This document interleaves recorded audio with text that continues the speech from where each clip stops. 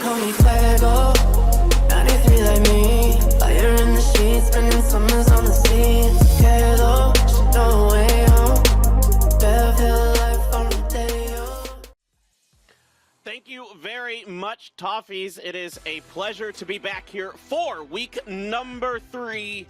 And you guys did a great job, Matchroom and Godspeed, breaking it all down, getting us prepared for these first games. And Toby, we only got one day to do these first weekly, whatever you want to call it, survival matches for week number 3. But we get to see the exact same teams, which I think is really fun. It just kind of feels a little bit comfortable for us. Yeah, and I think when we're looking at how the Miramar games went last week in the weekly finals, there are so many Chinese teams that I'm looking at right now because there's China written all over the board, and they were just overall, even though it wasn't only Chinese team that won Miramar games, just overall, if you look at it from a regional perspective, there were just so many good performances coming out of China, on Miramar in particular. Yeah, exactly. It is a map that seems to be right now very well figured out by them. You know, we got to give a little shout out to ENS and GEN.G, who had some pretty good games as well. But for Virtus Pro, I think highlighting them because their normal drop spot of Power Grid is taken by MCG to start. So for them, they have to kind of find new things to adjust to. Circle very southern here once again to start things out. And this one isn't as... it doesn't have as much of the chicken wing in it, Toby. I don't think we're going to have that same hope we did as last week. I was going to say, but others, like earlier on ends, they would have maybe not gone out and done well. They did, especially in this area we're seeing right now where Tank is getting pulled off on by STK. Ends had a great win, and now that's going to be 2 down. Tank gets the double. Aylor and Purdy both gone down, gets the double flush in there as well, and with the circle going down towards the south, that is a needed flush because they have to get going instantly, trying to get a spot before everyone else does.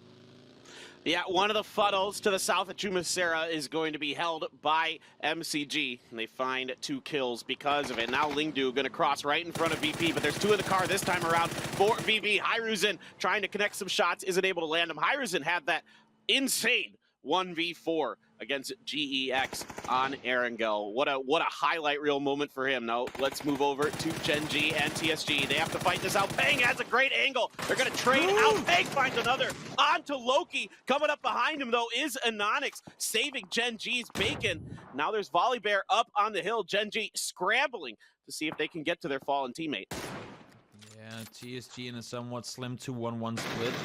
And again, Peng just not able to get out of there in time. Unfortunately, doesn't manage to do so. And actually made a 2-2 split. Sorry, Yamcha was down there as well. So they lose out on it. And now, Liquid, oh, Mexi, watch out, that buggy. Seems like it has a mind of its own. Trying to pull up here. Maybe they'll have a chance of engaging on it. Nate threw it on preemptively. They heard the buggy come in, and they now know, GEN.G, that more people are around.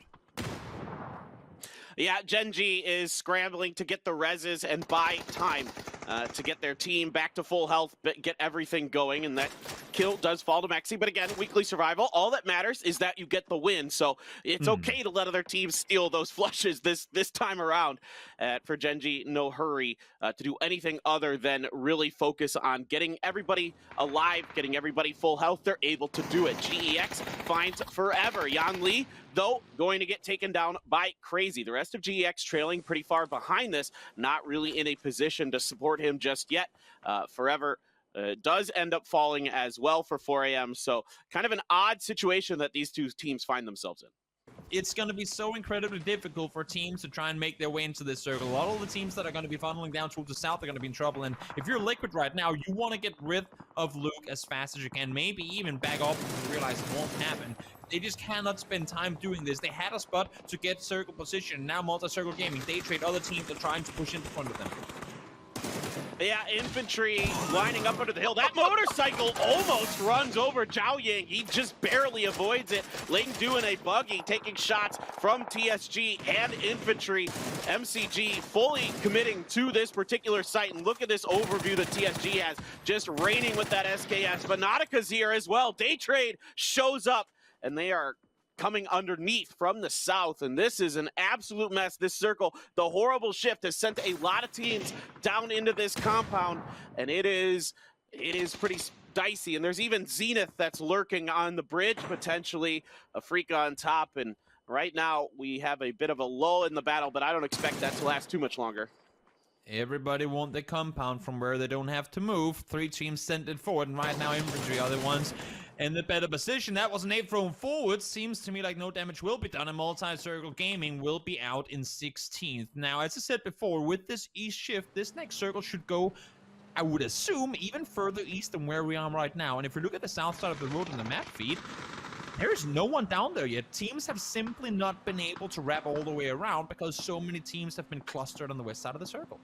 But that is neither here nor there, as GX did get ahead of 4AM a bit, and now 4AM has caught back up. And for GEX, they were busy watching Gen.G and Team Liquid for quite some time, and this opened the door for 4AM. You really do not want to give these guys any hope, any breathing space, because they will shut you down. I say that, but CC with a very nice job working up with the stun and then finishing crazy. But now VP far underneath this, gets the knock onto CC. Lou sprays with a Groza, finally catches the head of Mao Ye. That's going to put him down. Only Leo left for GEX inside of this house, and I imagine 4 Angry Men is going to be pouncing very, very quickly. He does do a good job getting some shots into Godby to back him off. Stuns, trying to buy as much time. Smokes in here as well. Finally, the Molly's going to land inside of there and catch Leo, and he is all but done.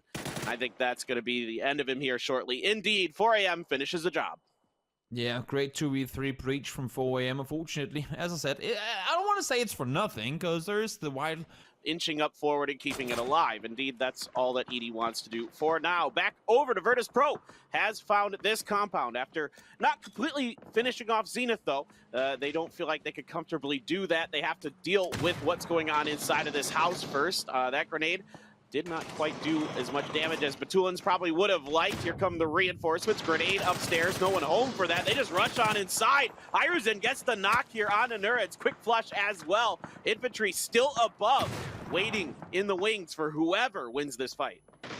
Not afraid to take a fight. They never have been. They're just very, very, I guess you can say, calculated with when and how they go about doing it. Virtus Pro, these buildings are so damn difficult to push in, but at least for now, they've granted themselves control of the bottom floor.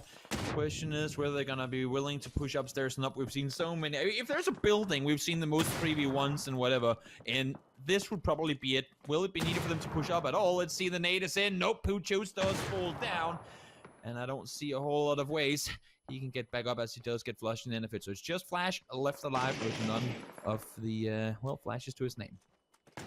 Yeah, Flash gonna try to hold the angle around the bookshelf there. Oops.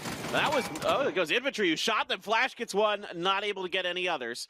And Day Trade does fall, and that was a tough one for them, being underneath infantry for so long, and eventually Virtus Pro decides that this is their best option, and in some fashion like that. Now, Gen.G, 6 kills already. They did lose Pio.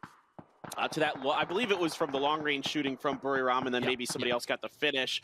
Yeah, and Inonix is just going to watch this battle, and for Gen.G, the blue will happen, but they're waiting for this fight to start, and then I think they're going to get involved, and indeed, it is going to be Inonix splashing into Diggory. It's going to be Esther who's going to get the knock. They're going to send it down the hill here. Rustinmar takes care of Pat Caps, but Loki trying to get behind, get a flank. This is what Gen.G really likes to do. They like to use these vehicles to make their attacks. Then they keep 2 behind and send 1 or 2 in the vehicles. Now, Rustinmar does spot out Inonix, at least enough of him, but doesn't get any damage. Stuns up, Rustinmar in trouble. It's going to be Inonix's grenade that finished the job, and Nth is out in 10th. Very smart push down the hill from Gen.G. They knew that going over the top would not only open a third-party opportunity for ends towards them, but also leave them vulnerable and exposed to the compound of a Freak of Freaks. So going down towards the east side, while it is low-ground terrain, allowed them to push forward, and now they're trying to do damage to Oath as well. 1 down already. There are only 2 left alive, but so are Oath. And as I say that, a card from the side takes down Balefrost. Oh boy, Relo is taking a whole bunch of damage from multiple angles, and it's being very, very difficult. A Freak of Freaks now seeing what's going on just barely over this hill. So Akkad is helping out Gen.G a little bit unintentionally. Circle does kind of go north, so there you go. Oath is down from the crossfire of the 2 Korean teams, but Gen.G still in the circles. Now they have control over this ridgeline, so a great job being done by Gen.G to establish their position. Now, infantry and Virtus Pro and Zenith all have to leave this part of the circle here, and it's going to be quite fascinating to see who comes out of this battle. How and when does shot of the compound, I think could be very telling of who ends up winning this kickstart. Does find one instantly. That's Luke on down. They're committing to the push still. They're pushing further forward. Spiro ends up running over his teammate. That's unfortunate. Now Spiro falls down in return to that as well. The vehicle does a big lob in the air, but ain't gonna matter. It is going to be seen it. Then watch out, Batulins. There's a vehicle coming, and now infantry. They have a move to make. They weren't quite as fast on this as I thought they were gonna be, and Batulins knows there are people coming up towards them. All right, here we go. 9 and Zhao Ying onto them. Bullying already been knocked. Good spray from Zhao Ying. Very well controlled on that barrel. Gets the knock onto Hires it. Batulins goes down as well from 9. The timing, maybe not as fast, but good enough for infantry. Luke 12. Hey, still alive. Aussie boy kicking and fighting, and he has a tractor and the northern part of the circle all to himself. So quite a bit of time, quite a bit of space to maneuver for him, as infantry licking its wounds and going to think about coming through. And AAA been quiet, Toby, but they're still looking like they're going to have 4 alive, but next circle probably going to be difficult for them.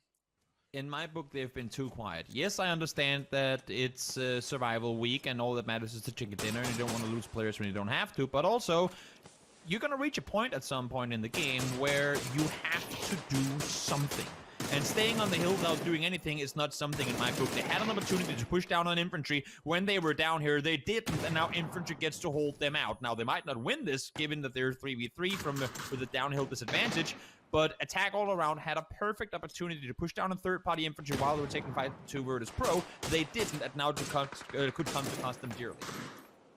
Yeah, you gotta be cleaning those angles if you're playing Edge, no doubt about it. 9 gonna knock Spit, so AAA seems to be busy rezzing, so only about 2 of their players ever able to put any fire or nades or anything like that into infantry. Up and over is some kind of, I think that was a molly. Yep, indeed, it's gonna land inside of there. Here come more grenades. 9's gonna get the finish. Stunned up is AAA. JR's takes some damage, is able to prone down. I don't know how much longer it's gonna last. Falls apart. 9 gets the knock. Only 1 left. Just Jake you, and he's gonna go down in infantry. Wow. Fight to fight is all over the place. GEN.G finds Godby, takes him down. Infantry don't lose a single player. Now they do, but that's to a freak of freaks. Attack All Around really missing a great opportunity there by simply not knowing when to aggress in that situation. 9 trying to hold off, will go for the res onto Xiao Yang. A freak of freaks, as you can see, they are pushing forward, but GEN.G actually, the team now that is shooting from afar. And unfortunately, the Snake Dreams, Luke and Godby, they both tried, they both wanted to stay alive, but this is South. I thought he was going to try and claim position over the top. He knows that he don't have to leave before Account will have to get out of the roof of the building. Now let's see, 9 trying to make the run around. Not going to work out. Xiao Yang is there to help, so he does stay alive for now. Blue is on his back, though. He has to keep on moving, and now Freaks have to leave. And this, as you said, is working out perfectly for GEN.G, who are currently just waiting for this fight to brew, and maybe they can get themselves a third-party opportunity. 9 gets a count down to half HP, 49 HP and counting as they try to make the run forward. Now Inonix, he gave up the high ground control. That's what I was surprised by. He still managed to get EJ with the nade, though. Yeah, a really nice grenade from GEN.G. Good timing, being patient, playing safe for now. But Esther's gonna get knocked by 9. Tried to step through, but gets spotted through the smoke by 9 of infantry. EJ is down, a COD on the spot, going for the res. Zhao Ying here, gonna try to go for some heals himself, as there is a little bit of time. This phase 9 circle does move rather slow. Inonix over to GEN.G. So a lot of teams getting ready, getting set for the final moments that are just about to be happening. 9 and Zhao Ying still with a lot of smokes in their way, trying to keep track of what Afrika is doing. Some good shots into Akkad, but Akkad has enough of a lip in front of him to prone behind it. Zhao Ying almost gets the knock. Akkad escapes with a sliver of health there. And oh, this time he comes up and over, catches EJ. In fact, EJ gets 9. Akari trying to return the favor. Nowhere left for him to run behind, except behind that box. Inonix stepping up. This is absolute chaos. Inonix gonna get 9 here. Zhao Ying very hurt, very bruised, but infantry still kicking. And now EJ, he is knocked again. 9. Oh boy, this is all over the place. Back and forth. Everybody fighting time to rest. Finally, infantry does go down to GEN.G. EJ, Hansia, Hikari. Ooh, Hikari's knocked. GEN.G has an opening here. They have 2 left. They're looking really strong on the side. And Inonix is going to do it. GEN.G is going to get the win. What a game. GEN.G did everything they possibly could to say, infantry, come on, do something, take them down. We're giving you the space to take the fight, and they were being very passive. Had it been a game for kills, they would probably have done more. But as I said before, they did it right. They knew we have to somehow work with infantry to take down a freak of freaks, and they just waited. They played passive, but in the end, they're like, you know, we cannot wait any longer. We need to deal with infantry. They take them down swift and easy, and they have a perfect prone position. Inonix get down 2 on the right side of the smoke. It's a flush on the last one as well, and the end of it, they've managed to bring...